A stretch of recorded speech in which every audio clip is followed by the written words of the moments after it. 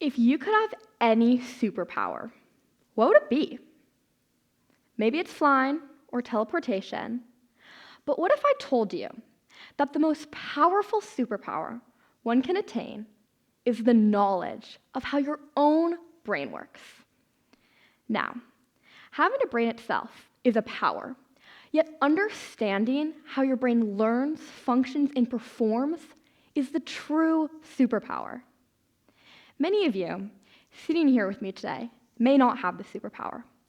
The majority of our world does not. And that is what's limiting our ability to achieve our true potential. Now, I'd like to share my story on how I accessed my superpower. My story starts in the first grade.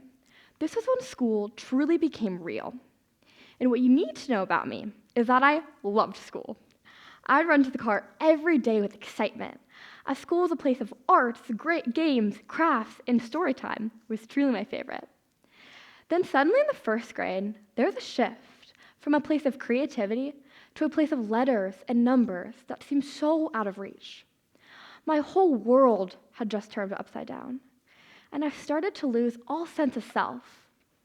School wore on my brain and became a place I hated. And looking back on it, this was the hardest year of my life because I didn't know what was happening inside my own brain. I could feel that there was something shifting, yet I didn't have control over it. I struggled in school while the other kids progressed perfectly, and I tried to keep up, but I just couldn't. School was an impossible puzzle that just didn't seem to have a piece for me. When I read, the words would dance around the page, creating chaos, and the words became undetectable. And while my hand and the pen did not get along, sounds could not form words, and words could not form sentences. And math. Math was a whole different story. Every class, I would sneak out to the bathroom just to find myself completely breaking down in tears until someone found me. I felt utterly isolated and abnormal, not only in school, but in every place in my life.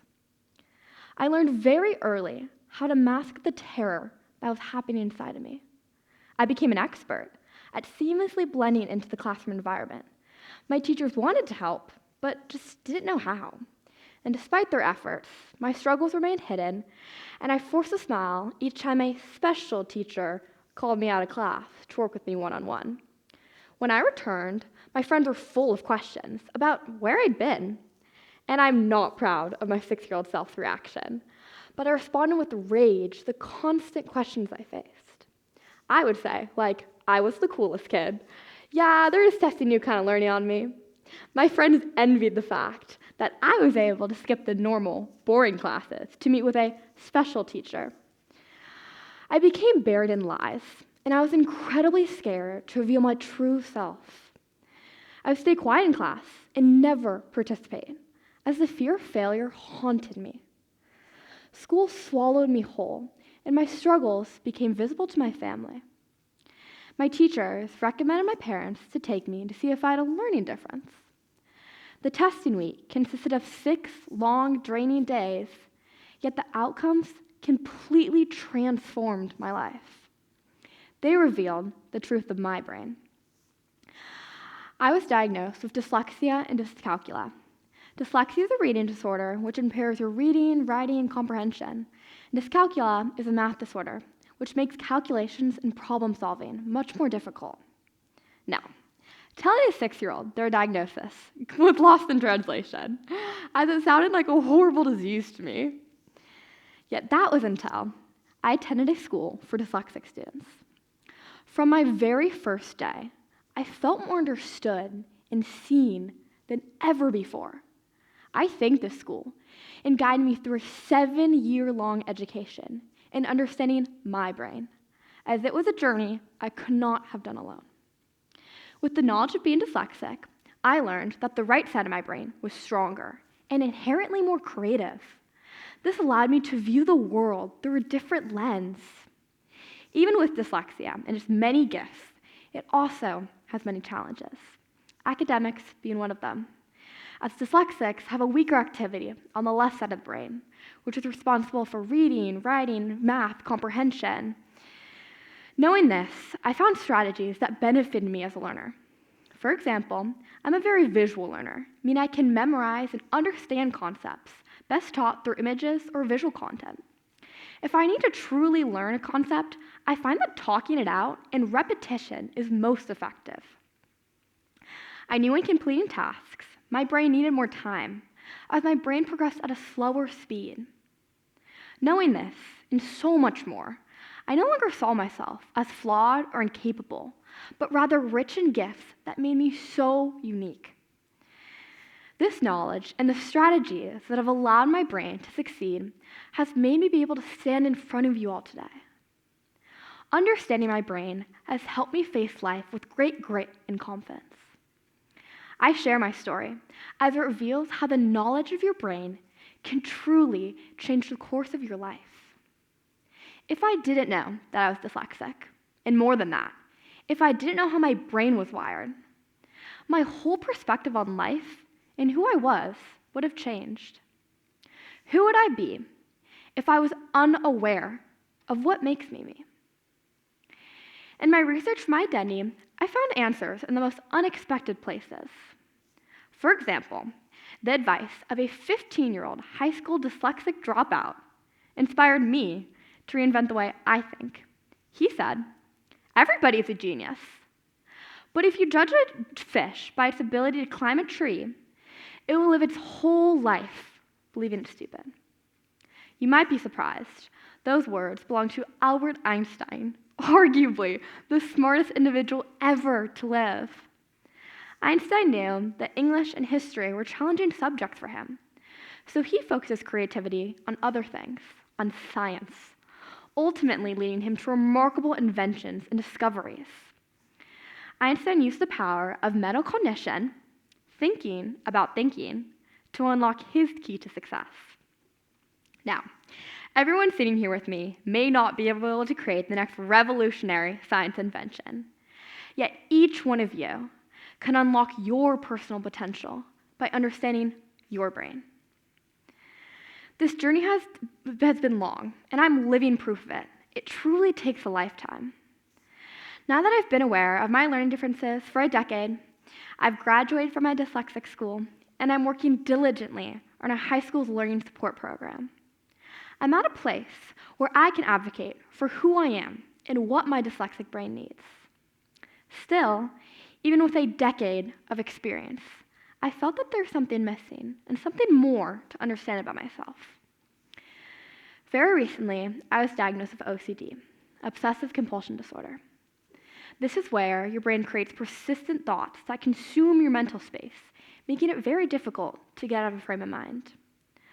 I learned that my dyslexia and OCD had been intertwined my whole life, pushing me to become a better student.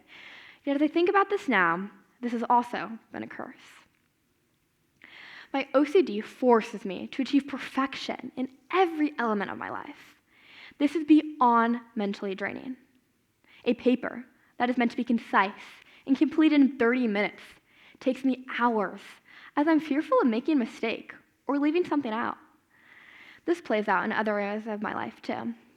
Being a dancer, I put in the practice and effort that is required, and I still find myself never fully trusting that I know the routine, making my body practice over and over again.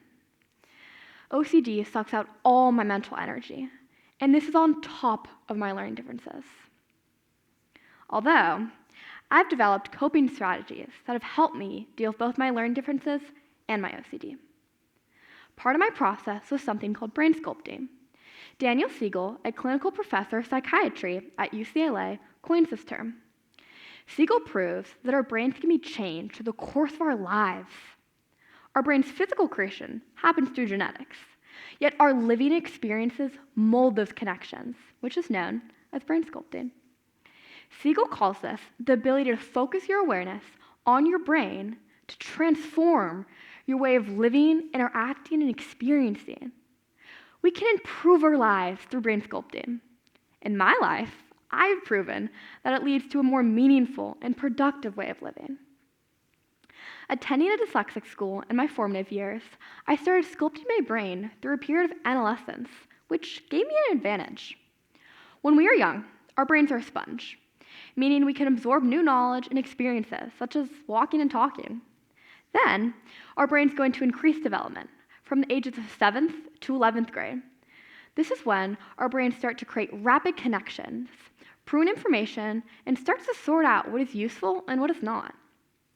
After this period, our brains start to become full, like a file cabinet, unable to store any new information, and that elasticity becomes weaker. This is why, when we are young, learning a language can be a lot easier. But as we grow, without practicing, this ability becomes a lot more difficult. Now, learning about my learning differences in my spongy years, I was able to strengthen the strategies and learning styles that worked best for me and instill them in my muscle memory. For example, when I was learning how to read, I relied on tapping out each syllable of a word until I could read it. Now, I'm fluent in this ability and can read without it. Yet I unlocked this superpower at the age of 6, and I could not have imagined my life without it. I can stand in front of you all today because my superpower has equipped me with the passion to spread awareness to you all. This cause is not only important, but close to my heart. We understand through Siegel's findings that it is never too late to understand and improve the way we think, act, and experience. I'm a prime example of why we should be thinking about our brains right now. In Siegel's book, Brainstorm, I'm paraphrasing, he says, adolescence is a golden age for innovation because of growth and change that drives adolescents to explore the world in new ways. Society has begun to understand this truth and implement a solution. Very recently, in my home state, California, Governor Gavin Newsom, also a dyslexic, introduced a law requiring annual dyslexic screenings for kindergartners through 2nd grade, as we know that dyslexia affects more than 20% of our population. These screenings would ensure early intervention and treatment for both students with and without dyslexia.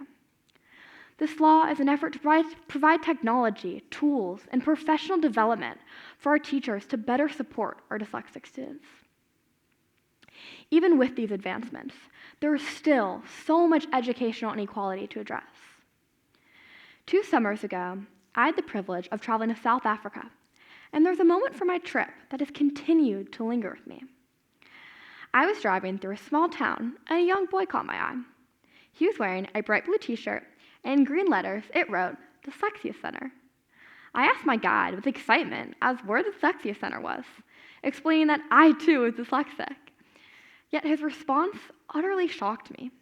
He said that the boy's t-shirt must have been imported from somewhere else in the world, as there had been no dyslexia center, and he even asked me what dyslexia was. This question stunned me, as I'd come from a place where dyslexia awareness was so common, yet I realized that was not the universal truth. We as a society need to work towards creating a more just world where people are motivated to understand their brains and have the resources to do so. I am now 16 years old with my superpower unlocked, yet I am constantly striving to learn how my brain works, how it can be used to better the world, and how it is wired. This journey has been long, and although not yet complete, it has made me into the person I am today. Every day I spend at my dyslexia school, eager and excited to learn how to read, encourage my abilities for self-advocacy and resilience. I've taken these abilities to high school and my early adult years, and I've curated my brain's toolkit and continue to sculpt my brain through time, effort, and practice. Just like Albert Einstein, I've discovered what I am passionate about and put all my energy into fulfilling my goals. Each one of you with me today has an incredibly unique brain and the potential to unlock your superpower. Now, trust me, think back to the very beginning of our journey together and think about that superpower you picked. Is it the same or is it different? Now that you know how important it is to understand your brain. Thank you.